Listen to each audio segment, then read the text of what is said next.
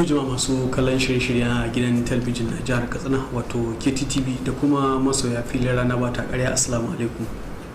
Barkanmu da sake saduwa da ku a cikin wani sabon shirinmu na rana ba ta ƙarya, wanda masu iya magana suke ma lakabi da cewa sai dai uwar ta ji kunya. To kamar kowane mako, wannan makon ma filin rana ba ta ƙarya bai yi ƙasa gwiwa ba, domin kuwa akwai rahoto kwara ɗaya tilo dangal da goma wanda muka shirya muku domin kawo muku, amma a rahoto ne dangane da rabon kayan sallah wanda aka baiwa mata da matasa a wasu yankuna na wato na karamar hukumar Matazo. Amma kafin mu ba ku cikakken shirin sai mun dakata mun bar abokin aiki na Ibrahim Malumfashi ya kawo mana cikakkun labaran duniya kafin mu zo mu kalla rana ba ta ƙarya. Da kasance a dakacin mu kuma ya kallo lafiya.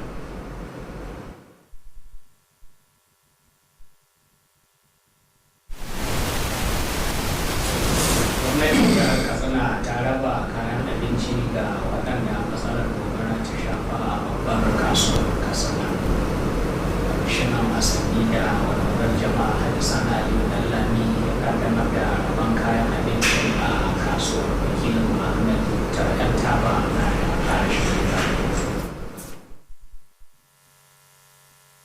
Wani tallafi dai yana da nufin taimakawa waɗanda wannan lamari na gobara ya shafa domin rage wasu daga cikin wahalhalun da za su iya fuskanta, musamman ma a cikin wannan lokaci na watan Ramadan. Mutane sama da 680 dai ne da wannan ibtila'i ya shafa aka baiwa kayayyakin abincin, kamar yadda gwamna Aminu Bello Masari ya bayar da umarni.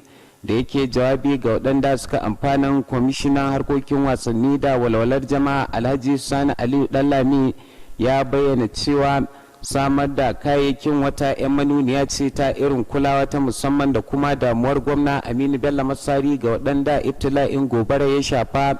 Alhaji Sani Aliyu Dallami ya tabbatar da cewa gwamna Aminu Bello Masari ya matukar damu ga yanayin da waɗannan mutane suke ciki, a sabili da haka ne ya bayar da umarnin samar da wannan tallafi a sa'ilin da yake yin kira ga waɗanda suka amfana akan su kyakkyawan amfani da tallafin.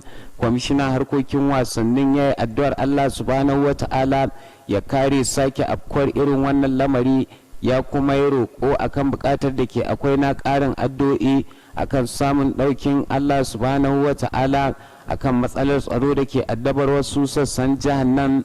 A jawabansu daban-daban, shugaban kungiyar 'yan kasuwa na jihar Katsina da kuma takwaransa na kungiyar 'yan kasuwa ta babbar kasuwar ta Katsina Alhaji Mujib Tafalamis Gafai da Alhaji Abbas Labaran Albaba sun gode wa gwamna Aminu Bello Masari akan samar da wannan tallafi.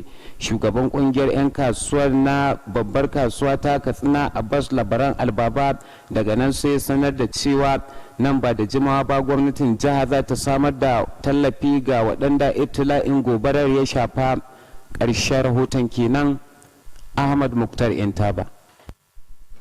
Shugaban hukumar kula da lafiya a matakin farko ta jihar Katsina Dr. Shamsuddin Yahaya ya yi kira ga jama'a da su fito sosai domin a yi masu rigakafin cutar corona domin kare yaduwarta. Dr. Shamsuddin Yahaya ya yi wannan kira ne wajen kaddamar da rigakafin ga kungiyar kanuka ta ƙasa reshen jihar Katsina. Ga cigaban wannan rahoto.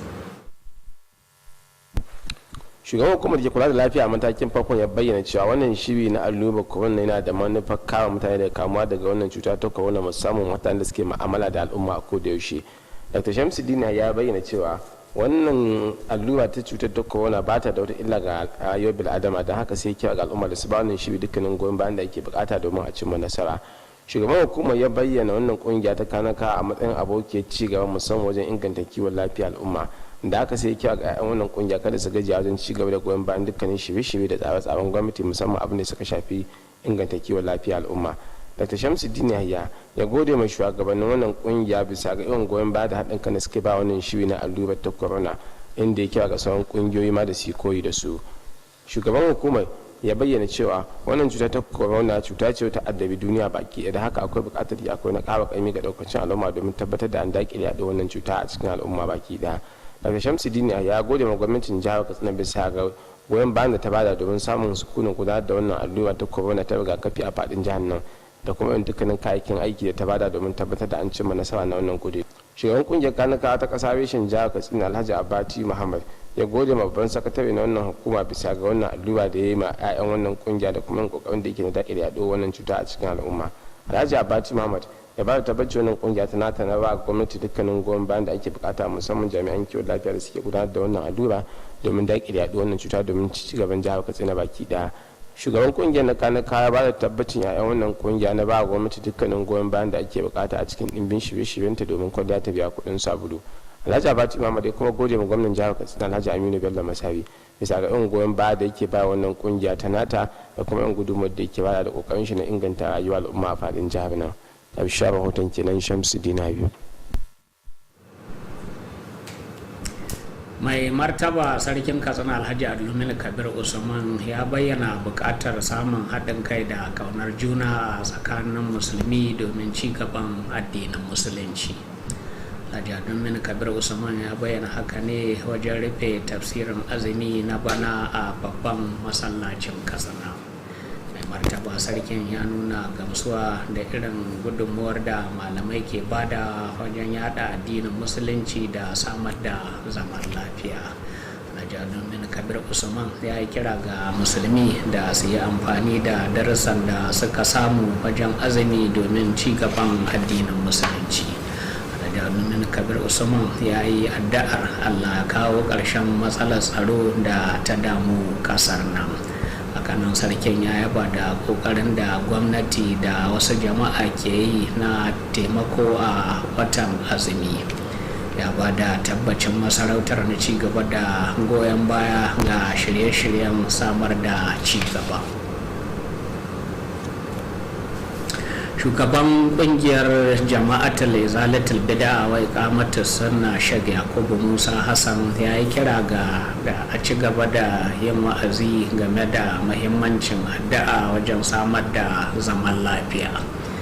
Sheikh Yakubu Musa Hassan ya yi wannan kiran ne lokacin da yake duba yadda ke gudanar da tafsirin watan azumi a masallacin Juma'a na Bilal bin Rabah a nan birnin Katsina. Ya ce wannan ziyara na da nufin karfafa dangantaka tsakanin kungiyar da kwamitin masallacin. Ya kuma yaba wa bakon malamin Dr. Jamilu Yusuf dangane da kwazon da ya yi. Shugaban kungiyar izalatul bid'a wa iqamatus sunna ya kuma yi kira ga musulmi da su ci gaba da gudanar da irin ibadun da suke gudanarwa a cikin watan azumi domin samun rahama Allah. Babban limamin masallacin Malam Jamilu Dalladi ya nuna godiya ga shugaban kungiyar ta izala dangane da ziyarar da kuma kokarin shi wajen samar da ci gaban addinin musulunci. Malam Jamilu Dalladi ya ce ana gudanar da wannan tafsiri ne duk shekara domin karantarwa ga al'ummar musulmi. An yi kira ga al'ummar musulmi da su ci gaba da gudanar da addini kamar yadda suke a watan azumi har bayan azumin. Babban limamin masallacin Juma'a na sabuwar unguwa Ustaz Ahmed Abu Modibbo ya yi wannan kiran wajen rufe tafsirin azumi na bana a masallacin Shatale-tale na GRA a nan birnin Katsina. Babban limamin masallacin wanda kuma shine shugaban majalisar malamai na kungiyar izala bangaren Jos ya buƙaci musulmi da su rubanya ƙoƙarinsu wajen ayyukan ibada. Ustaz Ahmed Abu Modibbo ya buƙaci musulmi da su yi amfani da darasan da suka koya lokacin azumi domin samun babban rabo. Ya yi kira ga musulmi da su ci gaba da taimako wato su ci gaba da taimakawa juna da kaunar juna domin ci gaban addinin musulunci. Babban limamin ya bayyana muhimmancin zakar fidda kai wajen taimakawa ga mabukata su sami yin bikin sallah. Ya yi gargadi ga musulmi da su guji aikata duk abin da ka iya bata sunansu. An yi kira ga mata da su tabbatar da tarbiyyar 'ya'yansu domin samun ci gaban al'umma. shugabar kungiyar murna foundation hajiya aisha ahmed ta bayyana haka wajen bikin rufe tafsirin azumi na mata a ɗanɗagoro. hajiya aisha ahmed ta nuna gamsuwa dangane da halartar mata da yawa a tafsirin na bana. ta yi kira ga waɗanda suka halarci tafsirin da su yi amfani da abin da suka koya wajen gudanar da harkokin rayuwarsu. hajiya aisha ahmed ta yi kira ga a ci gaba da addu'ar neman zaman lafiya a jiha da kuma ƙasa baki daya. wajen rufe tafsirin malam abdulaziz ya yi wa'azi akan mutane da su ci gaba da aiki da koyarwar watan azumi wajen gyara ɗabi'unsu. ya nuna gamsuwa da irin goyon bayan da ƙungiyar murna foundation da sauran masu ruwa da tsaki ke bada wajen gudanar da wannan tafsiri. Ƙungiyar da'awa ta mata a ƙaramar hukumar kurfi ta raba kayan abinci da kuɗi ga mata masu ƙaramin ƙarfi da marayu fiye da 200 a yankin ƙaramar hukumar. gidan maraɗin katsina hajiya fatima lami a kurfi ta kaddamar da rabon kayan tare da yin kira ga masu hannu da shuni da su taimakawa mabukata. hajiya binta lami kurfi ta yaba da ƙoƙarin kwamitin da'awa na yankin musamman wajen ayyukan yada addinin musulunci. ta kuma yaba da wannan tallafi da aka samar wanda ta ce ya zo daidai da lokaci musamman a wannan wata na azumi. hakanan uwar gidan hakimin ta yi kira ga waɗanda suka amfana da su yi amfani da wannan tallafi wajen kula da 'ya'yansu. shugabar kwamitin da'awa a yankin hajiya asibi ta shawarci mata da su tabbatar sun kula da tarbiyyar 'ya'yansu. haka kuma ta yaba wa waɗanda suka samar da tallafin wanda ta ce ya kamata a yi koyi da su. a madadin waɗanda suka amfana malama hindatu ta yaba wa waɗanda suka ba da wannan tallafi tare da yin alkawarin yin kyakkyawan amfani da kayan da aka ba su. to da wannan labari muka zo ƙarshen labarin na daren yau, sai shirin rana ba ta ƙarya wanda Muhammad Kabir Atiku zai ci gaba da gabatarwa. sha kallo lafiya, Allah ba mu alkhairinsa.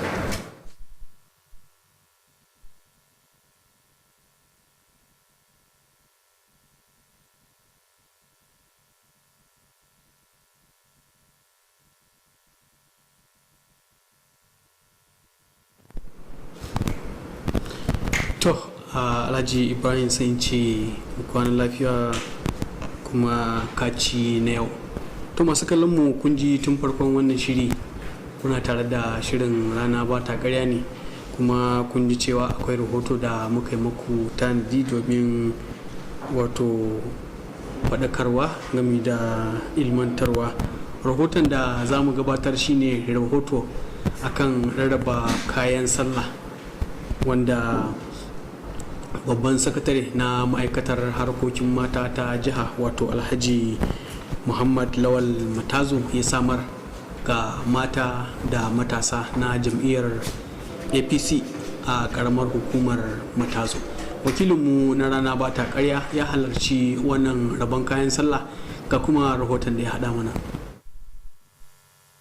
A ranar Lahadi 2 ga watan Mayu na shekarar 2021 ne babban sakataren ma'aikatar harkokin mata Alhaji Muhammad Lawal Matazu ya raba kayan sallah ga mata da matasa na jam'iyyar APC na karamar hukumar Matazu. Alhaji Muhammad Lawal Matazu ya raba kayayyakin ne a ƙarƙashin wata ƙungiya wadda ya asasa mai suna Yabon Gwani Initiative Forum. Kayayyakin da aka raba sun hada da atamfofi da shadda da sauransu, inda masu amfanar suka fito daga mazaɓu 10 da ke karamar hukumar ta Matazu. A lokacin taron, uban kungiyar Rabon Gwani Initiative Forum Alhaji Muhammad Lawal Matazu ya yi jawabi akan wannan tagomashi. Shi wannan tallafi ne wanda wannan kungiya da zauna da ita wuce shawarar cewa ya kamata a halin da muka samu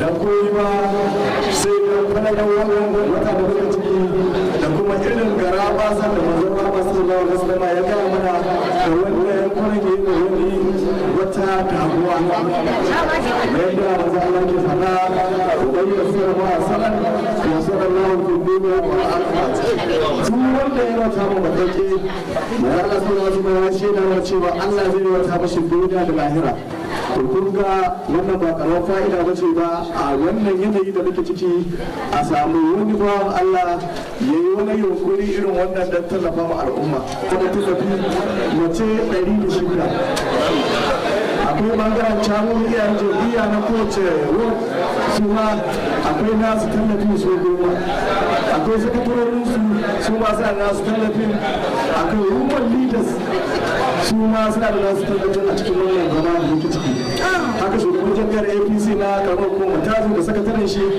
da women leader ɗin su ma sun shiga cikin wannan tsari sai kuma shugabanmu mamanmu wato shugaba dubuti women leader ta apc ta jihar katsina ita ma ta haro cikin wannan tsari saboda haka muna kara godiya ga allah da ya ba mu dukkanin wannan tallafi. Kazalika sauran masu ruwa da tsaki da shugabannin jami'ar apc na karamar hukumar matazu sun yi nasu jawaban kamar haka. alhamdulillah mamman a matsayin na shugaban jami'ar apc na karamar hukumar matazu muna ma allah godiya muna ma godiya allah ubangiji ya ida mana da nufin da ke a kan mana izini.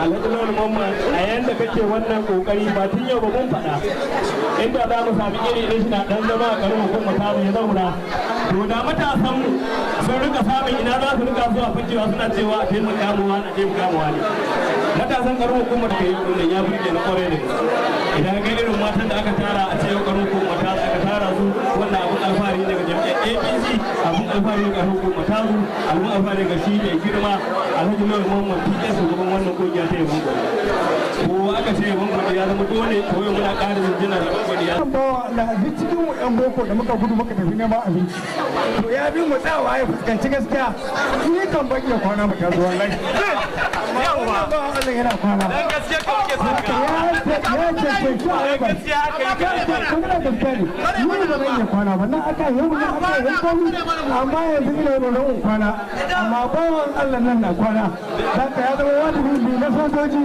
dole ne mu yi salutin nashi dan gaskiya aka yi ka abinda ba mu yi wallahi mun ji daɗi yan wannan kungiya ku tsaya tsakaninku da Allah ku rike gidan da kuka rike ba ku ɗauko gidan banza ba ba ku ɗauko mutumin banza ba domin zan maku tambihi shi ma gado ne domin duk wanda ya taso gidan sanata Abu Ibrahim ba zai zama mutumin banza gaskiya ne in ka ɗauki lauyan mamman matazu yana hidda mun kunya kuma muna jin daɗi lauyan mamman bai taɓa tsallake sati mai kwana matazu halin da al'umma shi suke ciki ya gwamnati ya shiga cikinta da a ce ya fice ya musu to ya zama wajibi da ya fito daga kowace mazaɓa ya zama wakilin wannan tafiya ya zama wakilin wannan tafiya kawai mamman mu kan mu tsakaninmu da kai ba tsakaninka da al'umma ba sai godiya. Wasu daga cikin waɗanda suka amfana da suka fito daga rumfunan zaben da ke faɗin ƙaramar hukumar ta matazu su ma sun yi nasu jawaban. Na yi farin ciki da ina goyon bayan Allah ba shi wannan kujera. Babu wannan sutura muka hita, idan sallah muka ji daɗi Allah ya sa mu hita shi. Ranar zaɓe ya ji daɗi kuma Ubangiji mu Allahu Allah ya sa muna da rabo.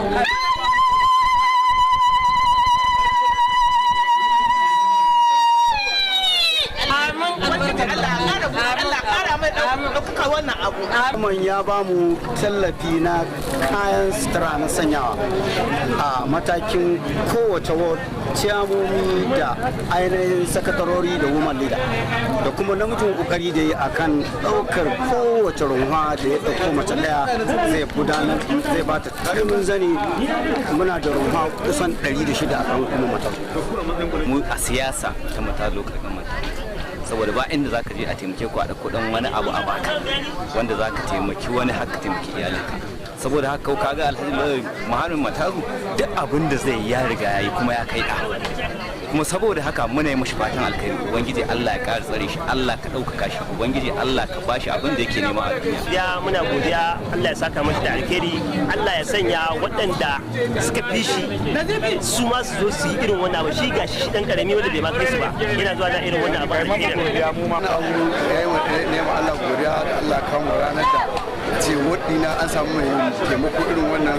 Shi ne mutumin da farko wanda ya fara taimakon al'umma a karamar hukumar Matazu. Muna ma Allah godiya, muna ma Ubangiji godiya da Allah kan wannan rana. Muna gode ma Allah, muna gode ma Muhammad Lawal PS game da wannan abubuwa alheri da ya rarraba mu iyayen mu mata da jam'iyya gaba daya. Shi irin suke da darajar jam'iyyar APC a karamar hukumar. Muna godiya da malamin Musa Matazu da Firana mata ƙarya na taya mata da matasa na jami'ar APC a karamar hukumar Matazu murna tare da yi wa Alhaji Muhammad Lawal Matazu batan ci gaba da aiwatar da ayyukan taimakon al'umma. Suleiman Gamba Kofar Bai, rana ba ta ƙarya.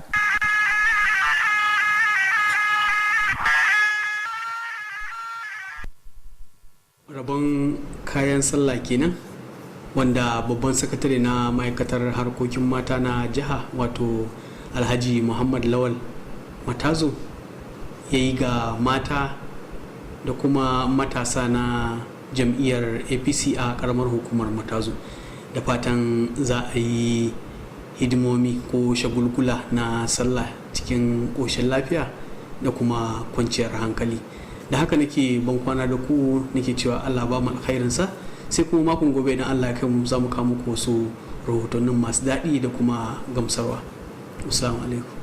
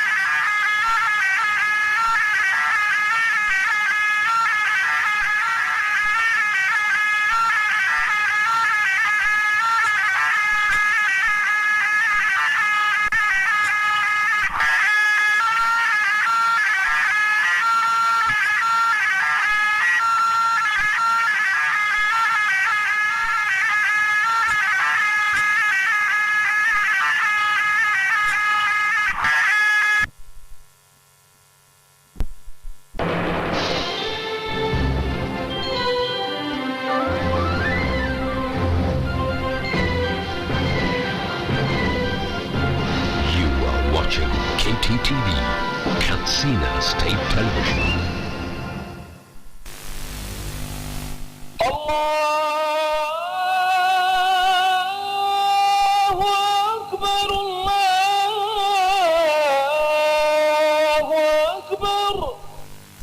Jama'ar musulmi assalamu alaikum. Kamfanin jiragen Max Air, jagoran jigilar alhazai a kasashen yammacin Afirka, na yi wa al'ummar musulmi barka da shan ruwa, da fatan Allah ya karbi dukkan ibadar mu ya kuma gafarta mana tare da amsa mana addu'o'in mu amin. Kamfanin jiragen Max Air na bar addu'a ga al'ummar musulmi da Allah ya ƙara kiyaye shi ga dukkan safararsa da ba shi nasara ga aikinsa na jigilar maniyyatan aikin hajji da kuma umra. Allah ya ƙara ɗaukaka kamfanin jiragen Max Air bisa iko da baiwarsa amin. Wannan saƙo ne daga kamfanin matasa Media Links da ke kofar ƙaura Katsina.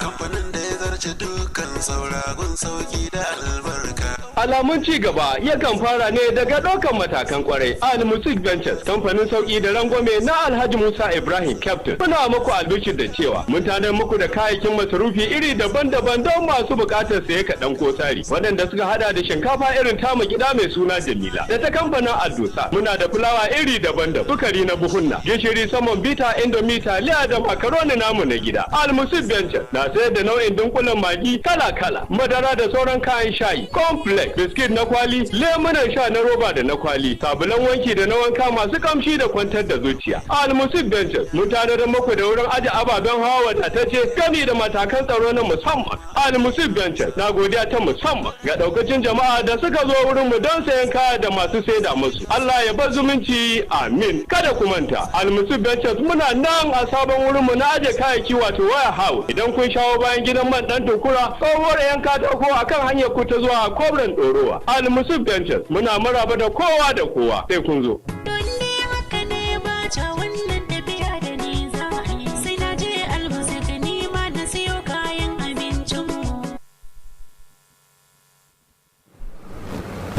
Babban joji na jihar Katsina Honorable Justice Musa Ɗanladi Abubakar na farin cikin gayyata al'umma wajen bikin kaddamar da cibiyar daidaita rashin jituwa a tsakanin al'umma wanda mai girma gwamnan jihar Katsina Right Honorable Aminu Bello Masari zai gudanar kamar haka rana 10 ga watan Mayu lokaci karfe 11 na safe wuri cibiyar daidaita rashin jituwa a tsakanin al'umma da ke ɗan ɗagoro cikin karamar hukumar Bata Gara Katsina.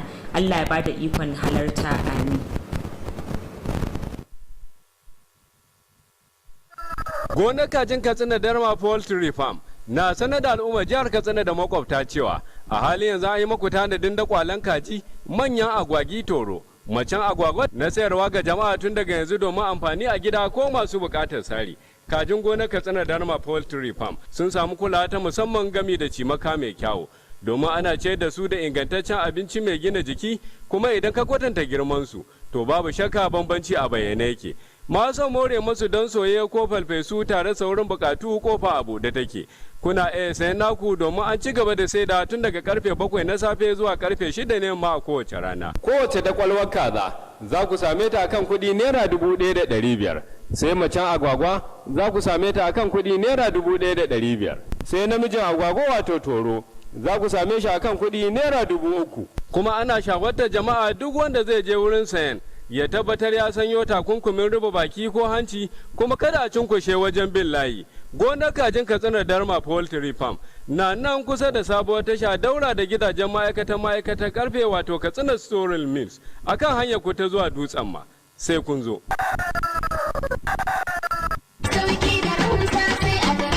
Greenhouse Katsina, cibiyar kasuwanci mai tafiya daidai da zamani. An kawo atamfofi manya da ƙanana, ga lesussuka da material, akwai kuma shadda trouser, ga bangaren jukkuna da takalma na mata da na maza, akwatunan turoli, kayan yara 'yan kanti, takalman mata manya da ƙanana, akwai kuma dogayen riguna na mata 'yan kwalisa, akwai shagon waya salula da kayanta, nau'in wayoyin Android da masu malatsai na zamani, ga kuma bangaren kayan ɗinki, sayan ɗaya ko sari, nau'in zarurruka da zub akwai kuma zaren ulu da mata masu aikin saka. Mu leƙa bangaren kayan kicin, za ku ga kuloli da plate da duk wani nau'in kayan kicin ana saidawa. Akwai bangaren awarwaro 'yan kunna da sarka, ga kuma bangaren kayan kamshi nau'i kala-kala. Greenhouse Katsina sun kuma kawo kayan electronics, za ku samu manya da ƙananan fridge, ga kuma TV plasma, generators da fankoki masu ɗaukar caji. Greenhouse Katsina suna nan a titin IBB daura da tsohuwar information daga tsallaken yamma a nan birnin Katsina.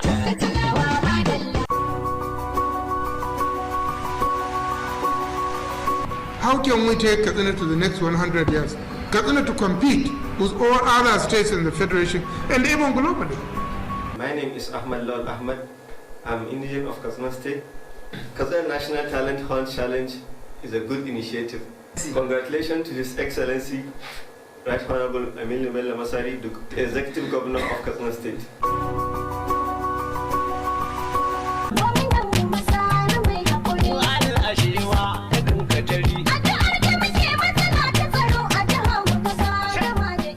Wannan haka yake, a don haka ne ma kwamishinan harkokin wasanni da walwalar jama'a na jihar Katsina kuma garkuwar arewa na ɗaya Alhaji Sani Aliyu Ɗanlami ke ƙara kira ga al'ummar jihar Katsina kan a ƙara jajircewa ta fuskar gudanar da addu'o'in samun zaman lafiya a jihar mu ta Katsina, abin alfaharin mu da ma ƙasa baki ɗaya, musamman a wannan wata na Ramadana da muke ciki. Garkuwar arewan mai raba alheri na ƙara roƙon ƙarin addu'o'in samun nasarar gwamnatin Aminu Bello Masari ta fuskar kawo ci gaban jihar nan. Allah ya ba mu lafiya da zaman lafiya, Allah kuma ya sanya muna cikin bayansa da zai yanta a wannan wata na Ramadana mai albarka. Wannan sako ne daga kwamishinan harkokin wasanni da walwalar jama'a na jihar Katsina kuma garkon arewa na ɗaya Alhaji Sani Aliyu Dallami. Allah ya san nufin matawalle.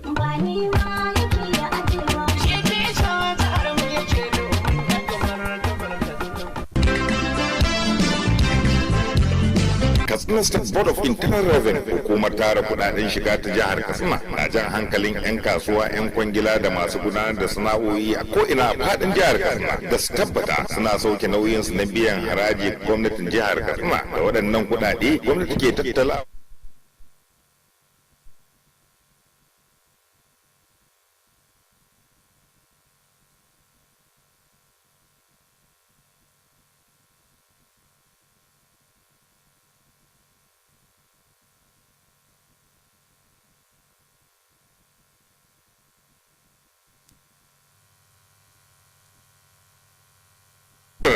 Jama'ar jihar Katsina da ruwan ciki ake janyo na rijiya, ku cika mudun na biyan haraji don gwamnati ta samu daman ci gaba da gwangwaje ku da ayyukan alheri. Wannan kira ne daga hukumar tara kudaden shiga ta jihar Katsina karkashin jagorancin Alhaji Mustapha Muhammad Siraju. Sunana Aina Ibrahim, Babe jihar Katsina, al'ummar jihar Katsina maza da mata, samari da 'yan mata.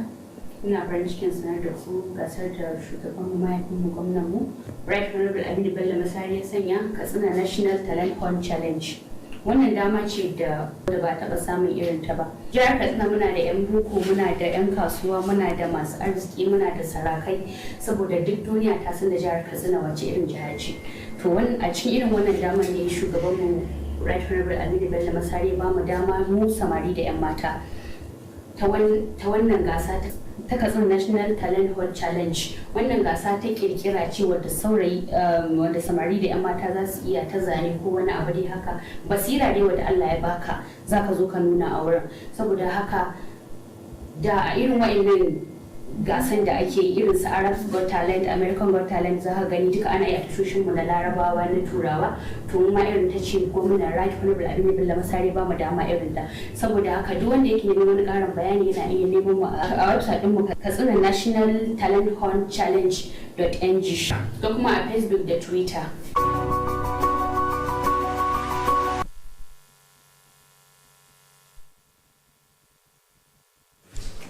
Babban joji na jihar Katsina Honorable Justice Musa Ɗanladi Abubakar na farin cikin gayyatar al'umma wajen bikin kaddamar da cibiyar daidaita rashin jituwa a tsakanin al'umma wanda mai girma gwamnan jihar Katsina Right Honorable Aminu Bello Masari zai gudanar kamar haka rana gobe Litinin 10 ga wani watan da muke ciki, lokaci karfe 11 na safe, wuri cibiyar daidaita rashin jituwa a tsakanin al'umma da ke dan daguru cikin karamar hukumar Batagarawa Katsina. Allah ya bada ikon halarta, amin. Gonar kajin Katsina Darma Poultry Farm na sanar da al'ummar jihar Katsina da makwabta cewa a halin yanzu an yi maku tanadin da kwalan kaji, manyan agwagi toro, macen agwagwa na sayarwa ga jama'a tun daga yanzu domin amfani a gida ko masu bukatar sari. Kajin gonar Katsina Darma Poultry Farm sun samu kulawa ta musamman gami da cimaka mai kyawu, domin ana ce da su da ingantaccen abinci mai gina jiki, kuma idan ka kwatanta girman su to babu shakka bambanci a bayyane yake. Masu more musu don soyayya ko falfesu tare saurin bukatu kofa abu da take. Kuna iya sayan naku domin an ci gaba da saida tun daga karfe 7 na safe zuwa karfe 6 ne ma a kowace rana. Kowace dakwalwar kaza za ku same ta akan kuɗi naira 1,500. Sai macen agwagwa za ku same ta akan kuɗi naira 1,500. Sai namijin agwagwa wato toro za ku same shi akan kuɗi naira 3,000. Kuma ana shawartar jama'a duk wanda zai je wurin sayan ya tabbatar ya sanyo takunkumin rufe baki ko hanci, kuma kada a cunkushe wajen bin layi. Gonar kajin Katsina Darma Poultry Farm na nan kusa da sabuwar tasha daura da gidajen ma'aikatan karfe wato Katsina Storal Mills akan hanyar ku ta zuwa Dutsen ma. Sai kun zo.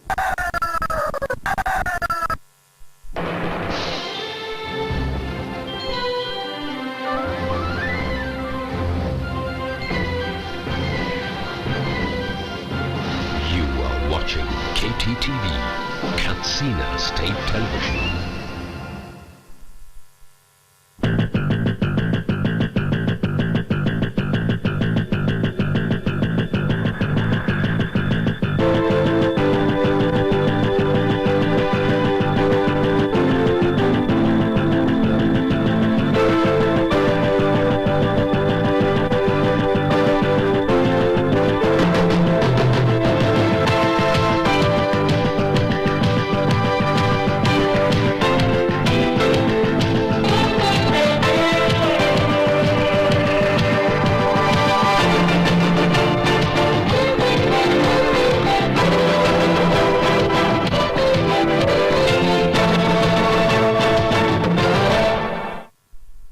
Good evening and welcome on News Tonight. My name is Fatima Ibrahim Chukur. Katsina State Government has distributed food items to the victims of recent fire incidents at Central Market. The Commissioner of Sports and Social Development, Alhaji Sani Aliud Alami, launched the distribution of the food items at the premises of the market. Correspondent Ahmad Mukhtar Uthman completes the story. The gesture was meant to assist the victims of the fire outbreak to reduce some of the difficulties they might experience, more especially at this time of the Ramadan. A total of over 680 victims of the fire outbreak were given the food items as directed by Governor Aminu Bello Masari. Addressing the beneficiaries, the Sports and Social Development Commissioner Alhaji San Aliu Dallami said the provision of the food items followed the concern Governor Aminu Bello Masari is showing to the victims of the fire incidents. Alhaji San Aliu Dallami disclosed that Governor Aminu Bello Masari is much concerned about the situation of the victims, hence directed for the provision of the food items, while calling on the beneficiaries to make good use of the assistance. The Sports and Social Development Commissioner prayed Allah to avert future occurrence of the incidents. He also appealed for more prayers for Allah's intervention in the current security problems facing some parts of the state. In their separate remarks, the state chairman of the Traders Association and that of Central Market, Alhaji Mujib Tafalamis Gapai and Alhaji Abbas Labaran Al-Babab, thanked Governor Aminu Bello Masari for providing the assistance. The Central Market Traders Chairman Abbas Labaran Al-Babab then announced that the state government will soon distribute assistance to the victims of the incidents. Ahmad Mukhtar Entaba reporting for Kttv News. The Executive Secretary, State Primary Healthcare Agency, Dr. Shamsuddin Yahya, has appealed to people to come out in mass and receive the COVID-19 vaccination to prevent the spread of the deadly disease. Dr. Shamsuddin Yahya made the appeal while flagging up the COVID-19 vaccination exercise for members of National Automobile Technicians Association (NATA) in Katsina State. Details of the reports are presented from our studio. Secretary explained that the exercise was meant to prevent the spread of COVID-19 pandemic among the people, especially the frontline workers. Dr. Shamsuddin Yahya noted that the COVID-19 vaccination has no harmful effect to human health, hence the need for all and sundry to give the exercise all the needed support and cooperation. The Executive Secretary described NATA as partners in progress toward improving the healthcare delivery of people and called on members of the association to continue supporting government policies and programs, especially in the area of healthcare delivery. Dr. Shamsuddin Yahya expressed gratitude to NATA members for their support to the COVID-19 vaccination and urged other associations to emulate. The Executive Secretary describes the COVID-19 as pandemic and stressed the need for more collaborative effort toward containing it separate. Dr. Shamsuddin Yahya commended the state government for its support towards the conduct of the exercise, as well as providing all the needed logistics to achieve the set objectives.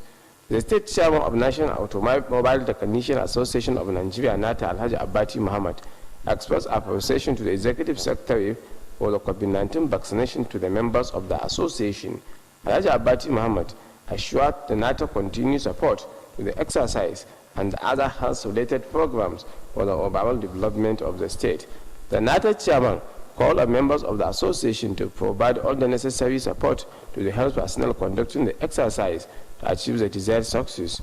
Alhaji Abati Muhammad thanks the state governor Alhaji Aminu Bello Masari for his support to the association and the commitment to improve the plight of people at all levels. Shamsuddin Habib reporting for Kttv News. The Emir of Katsina, Alhaji Abdul Mumini Kabir Uthman, has stressed the need for more unity and brotherhood among Muslims for the overall development of Islam. Alhaji Abdul Mumini Kabir Uthman stated this during the closing ceremony of this year's Ramadan Tafsir at Emir's Palace. The Emir noted with satisfaction the contribution of the Islamic scholars towards promoting peaceful coexistence in the society and called on them to sustain the temple. Alhaji Abdul Mumin Kabir Uthman enjoined Muslims to sustain the lesson learned during the Ramadan for the development of Islam and society. The Emir stated the need for more commitment towards assisting orphans and other vulnerable in the society. Alhaji Abdul Mumin Kabir Uthman prayed for Allah's intervention against the current security challenges facing the state and the country as a whole. The Emir commended the effort being made by the government and some philanthropists for assisting the needy during the month of Ramadan and prayed for more concerted effort in improving the plight of the common man. He assured the Emirate determination to support any program aimed at identifying with the needs and aspirations of his subjects. The state chairman of Jama'atul Idaratul Bid'ah wa Iqamatul Sunnah, Sheikh Yakubu Musa Hassan, has called on ulamas to preach on the significance of prayers for peaceful coexistence in the society. Sheikh Yakubu Musa Hassan made the call while monitoring the Ramadan Tafsir at Bilal bin Rabah Jumad Masjid, Kofar Burusalakas in Katsina Metropolis. The GBU's chairman said the visit was meant to cement the existing career relationship between the religious group and the Masjid committee. Sheikh Yakubu Musa Hassan expressed gratitude over the performance of the visiting Islamic scholar Dr. Jamil Yusuf Zariwa and called on him to double effort towards propagating the religion of Islam. The GBU's chairman stressed the need for Muslims to sustain the various acts of ibadat being conducted within the month of Ramadan to reap Allah's mercy and forgiveness. Responding, the chief imam of the masjid, Malam Jamilul Al-Ladi, expressed appreciation to the GBU's chairman for the visit and the commitment towards the development of Islam. Malam Jamilul Al-Ladi explained that the Ramadan Tafsir is being conducted annually to preach the teaching of Quran and Hadith among Muslims with a view to attracting Allah's mercy and blessing of Ramadan. Muslims have been reminded on the need to continue with the act of ibadat even after the month of Ramadan. The chief imam of Sapor Umbwa Jumad Masjid, Ustaz Ahmad Abu Modibu, gave the reminder while holding this year's Ramadan Tafsir at First Court Masjid, GRA Roundabout in Katsina Metropolis. Correspondent Abdul Aziz Salisu reported that the chief imam of the masjid, who is the state chairman council of ulama of Jama'atul Idaratul Bid'ah wa Iqamatul Sunnah Jos, explained that Muslims should redouble effort towards worshipping Allah to sustain the lesson. Ustaz Ahmad Abu Modibu charged Muslims to use the lessons learned during their annual tafsir to benefit with the abundant blessing of Ramadan. He enjoined Muslims to love one another and assist less privileged members of the society to attain meaningful development. The chief imam reminded Muslims on the significance of Zakatul Fitr, which he described as a charity to the needy, to celebrate Eid al-Fitr with ease. Ustaz Ahmad Abu Modibu, who prayed for peace and unity in the society, urged people to intensify prayers against the predicament prevailing in the country.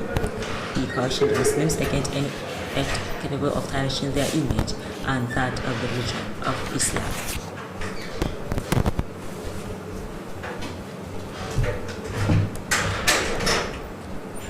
Women have been urged to ensure proper upbringing of their children for the overall development of the society. The chairperson of Murna Foundation, Hajia Aisha Ahmad, stated this during the closing of Ramadan Tafsir for women at Dandaguru in Batagarawa local government area. Hajia Aisha Ahmad expressed appreciation of the turnout of women during this year's Ramadan Tafsir and called on them to sustain the temple. The chairperson charged the participants to make good utilization of the knowledge acquired during the Ramadan Tafsir and sustain the good deeds performed after the Ramadan. Hajia Aisha Ahmad called for more prayers for peace and stability in the state and the country, as well as for Allah to accept all ibadat performed by Muslims during the Ramadan. During the closing ceremony of the Ramadan Tafsir, Malam Abdul Aziz Nagunar Kowa preached on the need for Muslims to maintain the good virtues exhibited during the month of Ramadan. He appreciated the support and cooperation given by the foundation and other stakeholders towards the successful conduct of this year's Tafsir. Women Da'awa Committee in Kurfi local government has distributed food items and cash to over 200 less privileged women and orphans in the area. The wife of Maradin Katsina, Hajiya Fatima Lami Ahmadu Kurfi, who launched the distribution of the items, charged the wealthy individuals to assist the needy. Hajiya Binta Lami Kurfi acknowledged the effort of the Women Da'awa Committee in the area, particularly on the propagation of Islam. She expressed appreciation of the gesture, which she described as timely, especially during the month of Ramadan. The wife of the district head also called on the beneficiaries to make good utilization of the food items. The leader of the Women Da'awa in the area, Hajiya Asibi, advised women to ensure proper upbringing of their children. She commended the effort of the philanthropist for the donation, which she described as worthy of emulation. On behalf of the beneficiaries, Malama Hinda to express appreciation to the Da'awa committee for the gesture and promise to make good use of the food items.